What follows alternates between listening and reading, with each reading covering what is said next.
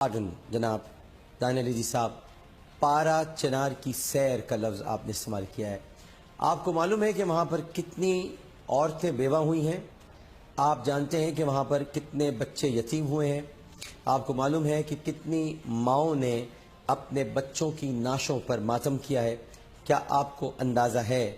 اور پارا چنار کی سیر کون کرا رہا ہے؟ عمران خان صاحب کو فوج کرا رہی ہے، یا پارا چنار کی سیر کے لیے قمر باجوہ صاحب تشریف لے گئے تھے؟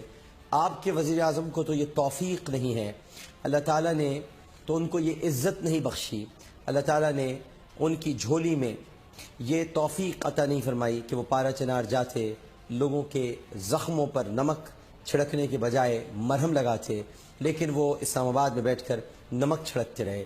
آپ کے وزیر اعظم صاحب کو تو یہ اللہ سبحانہ و تعالیٰ نے یہ لال و گوہر بخشے ہی نہیں کہ وہ غریبوں کے مسیحا بنتے، دکھ درد کے ساتھی بنتے، لیکن جو لوگ پارا چنار گئے، آپ نے کہا وہ پارا چنار کی سیر کو گئے ہیں۔ اگر دانیہ علی صاحب کسی کی میت پر جانا، دھرنا ختم کرانا، لوگوں کے ساتھ تعزیت کرنا سیر ہے آپ کے نزدیک، تو میں لعنت بھیجتا ہوں ایسے اسٹیٹمنٹ پر، میں لعنت بھیجتا ہوں۔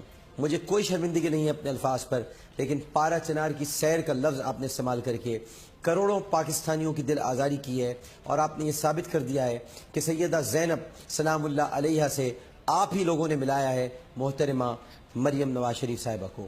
مجھے شرم آتی ہے کہ میں اس ملک کا ایک حصہ ہوں اور پیدا ہوا ہوں کہ جہاں پر آپ جیسے لوگ وزیر اور مشیر کے عہدے پر فائز ہیں، کہ جہاں پر لوگ مر رہے ہیں، جن کی لاشیں گر رہی ہیں، اور آپ اس جگہ پر تعزیت کے لیے جانے کو پارا چنار کی سیر کہہ رہے ہیں، سیر کہہ رہے ہیں آپ۔ افسوس کی بات ہے، آپ کو تو شرم آنی چاہیے جناب دانیہ علی صاحب۔ آپ روا روی میں نہیں کہہ گئے، بہت سوچ سمجھ کر آپ نے کہا۔ پہلے تو آپ نے کہا ان کو سیر کرائی جا رہی ہے، تو کرا کون رہا ہے؟